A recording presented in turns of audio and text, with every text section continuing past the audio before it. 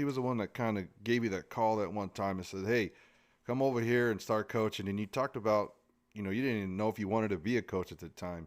Uh, Right. what I know that that's probably one of the more important aspects of your professional career too is the connections with the players and other coaches and all that kind of stuff. So focusing on the Brahmas, I guess, who do you think there's a player or a coach within this organization your last couple of years that you've kind of been able to build that personal connection with? Honestly, I'd say majority of them. It starts with Coach Wade, number one. I mean, you can't have a better connection than Coach Wade Phillips.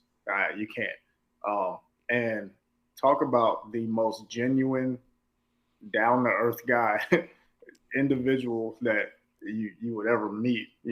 Given his track record, given his career and his legacy and what he's built. Um, it starts with him, but then uh, Coach, or not Coach, sorry, but Bridge, our GM, Mark Lillibridge, we have a great relationship. Me and Chris Acuff, our D line coach, are really close. Uh, and just building those relationships with those guys that we could take outside of the field, outside of the season. Okay, But I would say I've had connections with pretty much everyone. I'm gonna put you on the spot with Coach Acuff. So you got your secondary back there, and they're just working. They're just putting in work.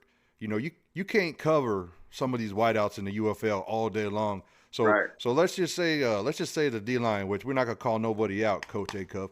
Your D line ain't getting no pressure on that quarterback. What is the interaction between Coach Jones and Coach Acuff on the sideline if your DBs and safeties are spending too much time in coverage? Oh man, you know what? I'll be honest. On game day on the field, I stay away from Acuff as much as possible. I do. I stay away from him. I don't mess with him too much.